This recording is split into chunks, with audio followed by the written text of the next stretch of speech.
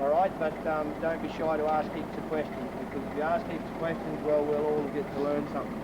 So Collins, as I've already said, it's my family that set the lodge up out here. We first settled out in this country in 1861. That makes me the 5th generation of a family to live and work on this block of land, so as you can imagine, there's quite a fair bit of family history out here. Been out here now running cattle in the same area for 130 years. When the family first got up here, there were 2 brothers who originally came up, and they came up from down around Armidale, New South Wales, off the New England Tableland, near a cattle property down there called Deepwater Station. Thomas and Charles Collins came up here in 1861, and they settled a land claim with the county earl in the township of Bowen on the 14th of August 1861. Now, if you have a look at this aerial photograph taken from 25,000 feet up, a few features first that you should be aware of. This road here is the Gulf Developmental Road going west into Mount Surprise. Now, where did all you folks come from? Did you come? Goes down here and it crosses over this clearing here, the top end of this clearing. There's a grid there. We've actually got an airstrip that runs up this way. This, as you can see, this photo was taken some time ago. Now, this is the top end of the 100-mile swamp. The 100-mile swamp runs down here. Now, the road follows the 100-mile swamp along to the lodge, which is just in here, and this is the high granite behind the lodge. All this really rugged country here is granite country. And as I mentioned on the way down here, that's the oldest of the rock formations. We got in the bus, drove down. This is just about on the top of the Great Dividing Range. We might just lift that up a little so the folks at the back can see. The Undara Crater down here. And this is the western lava flow, okay? I mentioned to the folks on my bus, molten lava doesn't affect solidified granite, and you can see the lava flow has gone around the granite country. And if you're in the right light, you'll notice a black line going up here and underneath the main highway. So when you came in here, you drove over lava tubes right there.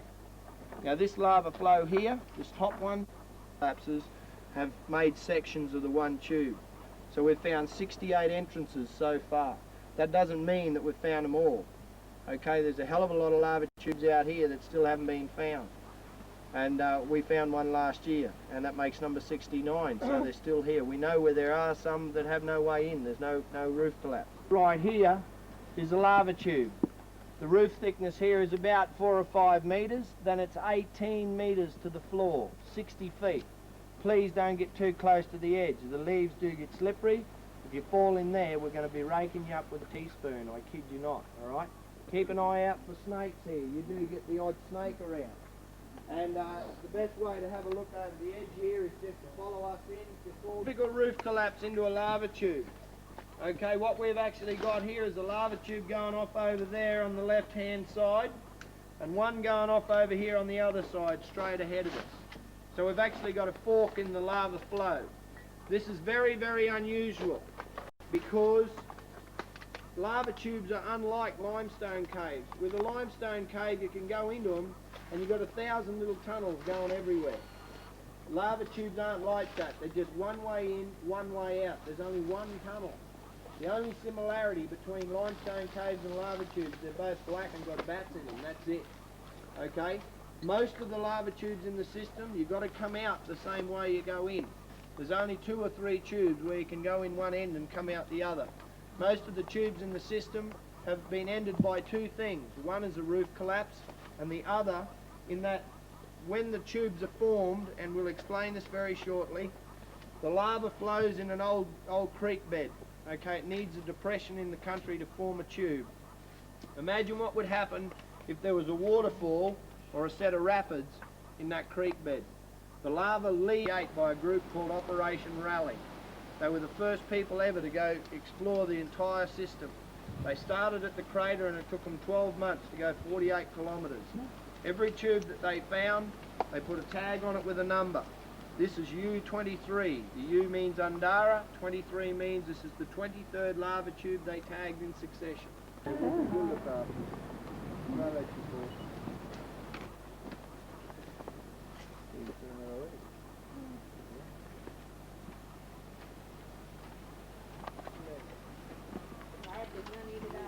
Oh, come on.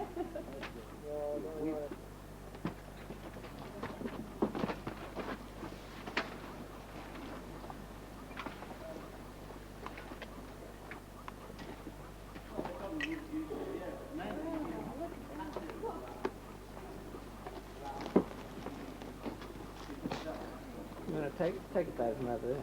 Please. Rock over there. Put up where the drain was. Hang on. Yes.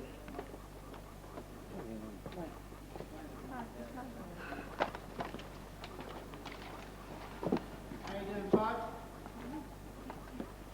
Can you get in there?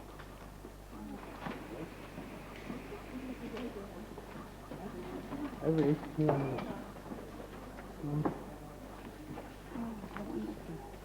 Solidify from that direction, the cool air coming down, cooling it, all right, and form the skin on top. When she starts to solidify from the shallowest section back towards the deepest section of the flood, what she was doing, she's cooling off on the wall here, right? She started to insulate herself in here. What you see is the tube now.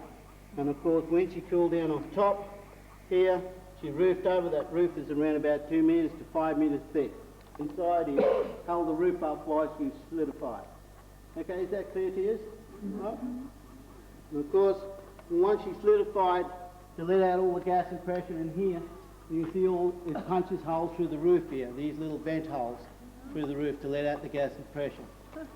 You see over here, in this side here, the lava level line's about that height, about 16 metres. Same on this side here. Alright, and this is all the gas and pressure in here, held that roof up while she solidified. The colouring in here, the original colour of the basalt is black, and the white is the white calcite, which bleaches through with the water, the mineral salt that's in the water, and the red is the iron oxide, which also bleaches through inside here. From wall to wall, it's about 22 metres, from wall to wall, about 80 metres to the roof, that section up there. And if you have a look over here, the pinky is manganese, yellow is the sulphur. It's also that bleaches through. To get a look at some of these vent holes, have a look at that rock over there, and you'll see a nice hole over there that's caused by the gas and pressure. And on some of these other rocks that fell down over here, you can see the scar mark that's on the rock, just there.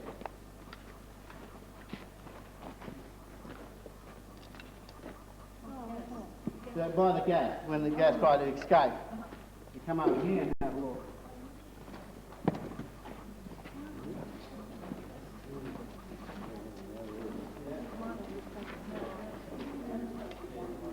Inside the tube it took up to about 6 months, 12 months to cool off. Oh, right. Yes. Yeah.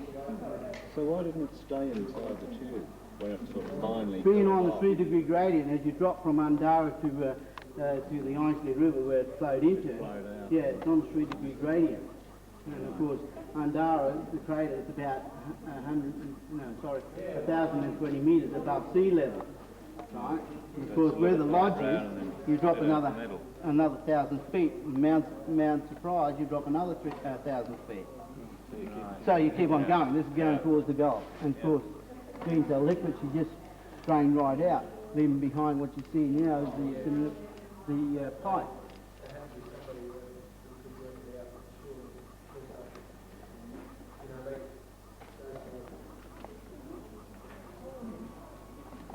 Anybody who steps off the path down here's got to shout for us all when we get home too. So.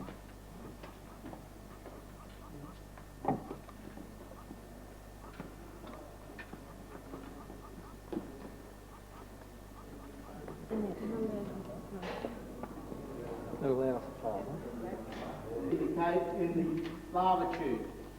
Alright, these guys take about 1,000 years to grow 6 inches, and they only grow when water leaches through. Unlike stalactite and stalagmite, these guys will grow any direction.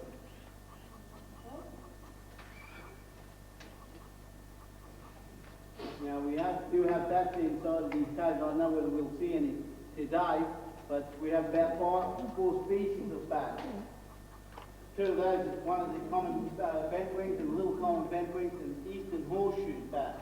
And of course, the smallest bat, well, there's about 68 inches in these tubes, so they go to a lot of teeth from them, so they'll go down inside those tubes. See how hot it was?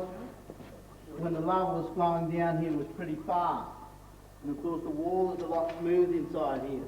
And you can see all these little dribble and drips here, what they call lava icicles. In some places where she just dripped down and then solidified. You can see more of it up there. Okay, can you all see that? It's all drips and dribbles, lava icicle back in this direction here. And she was moving pretty fast inside here. The wall's a lot smoother inside and sort of like left the skin on the water over the many, many years.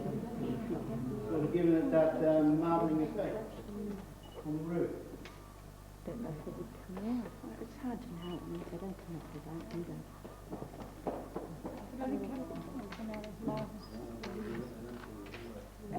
I'm sorry, Cal? It'll only come out as lava. The fresh animal. You've got to be so close. Bats and your spiders and owls and stuff that live on the roof. Then you get one that lives in the middle, and if you don't look where my light is, but look back here where my hand is, look here. See this? See through the beam? This is your flying food chain. This is what your bats live on. Then you've got a food chain on the floor, which is your snakes, frogs, toads, or cane toads, cockroaches, spiders, echidnas, marsupial mice. And then you've got your microscopic floor food chain. This is what you're looking at, buddy. This is moss, fungus, okay, and all these sorts of things that break down stuff like bat manure. That's most likely where there were bats up above, because all the manure's fallen down on the ground, and the moss is breaking down the bat manure. See, now there's a little cockroach there. Now he's part of the floor food chain. Okay. And what about that hole there? Hole where, man? There's this one. Yeah, water droplet dripping in the same spot all the time. Taking thousands and thousands of years to dig that little fella out. So it's not a snake hole, Ben. Did I say it right? Rightio? Any questions? No. Righto, let's head back now.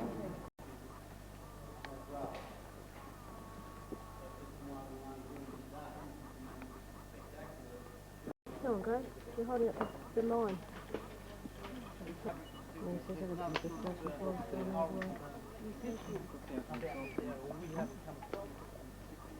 Oh, my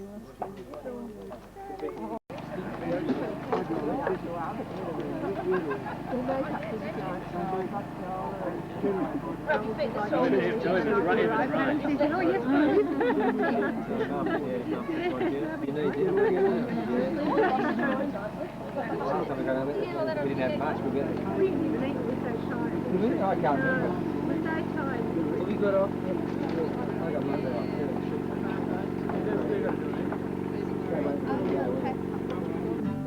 Pick up live and I'm telling you, we can run the band like a kangaroo. Take a look, you'll find you that run the band like a kangaroo. You gotta look like a cockatoo, da-da-da-da-da, moving off like an albatross, da-da-da-da-da. Silly liar on bladder by father, what a cockatoo or a budgery, yeah? Squeak and squawk and try to talk, why me and them's like cheese and chalk, but I don't know.